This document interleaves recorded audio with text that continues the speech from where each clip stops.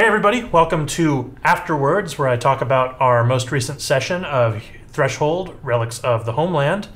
That was episode 2 that we just did. I'm Kevin, I'm DMing. It's very exciting. This episode, we had a bit of a break in between our last couple episodes, so everybody was a little rusty, but that was fine because I was a little rusty and I just came pre-rusted because I'm still kind of new at this DMing thing. But I'm starting to really have a lot of fun with it.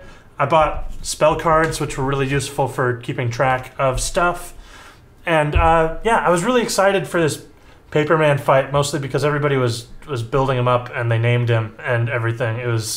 It became much more of a thing than I thought it would. And it was also my first time running like a boss fight. So Paperman was based on the Living Spell book. There's on the D&D Next subreddit, there's a fellow whose name I meant to look up, but then I didn't. Sorry. But he does a monster a day, and one of them was a Living Spell book. His was much higher CR than mine and had different spells and stuff prepared, and was meant to more like go alongside a caster as sort of like a crony or something.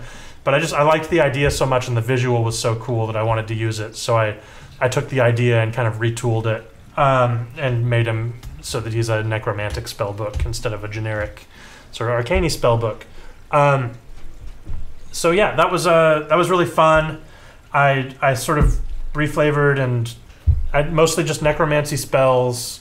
And then the big burst at the end was something that I just kind of improvised because I didn't want him to just simply move out of the moonbeam, and he was starting to get low, so I wanted him to do something kind of big and spectacular. But I also wanted to give him the chance to stop it. I was actually, if they didn't do it one more turn, I was going to have it detonate, and it was going to do like twice as much damage as it did to them, and probably consume the rest of his energy and all of that. But then Toss had this great moment of taking him down, and I was really happy with that too. It was very satisfying. And then it was really interesting doing the investigation phase afterwards because, like, they went to the enchanting table, and then, of course, like, Josh goes immediately to the back to the portal because he's the portal technician, and nobody wanted to look at the other stuff, so I didn't want to push too hard, but I had some stuff I wanted him to find. That rod is, like, a really big, significant thing, so we'll see how that goes, but fortunately, they either took pity on me or realized that they hadn't done a lot of as much searching as they thought, and went back and found most of the stuff I wanted them to. It was kind of fun because I got to litter the workshop with just like some goofy stuff. The glasses that Toss found are just like some simple like minute seeing microscope glasses, but they're kind of fun. It's just like fun little like non-combat doodads are kind of littered around that place for them to find. And I don't necessarily think they're even going to find all of them, but it's kind of fun to see what they turn up and where they want to look, and most of it is non-essential fun stuff.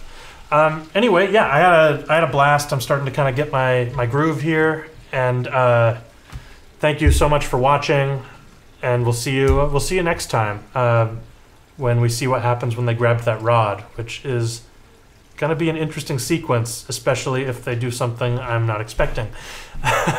Anyway, thank you for watching.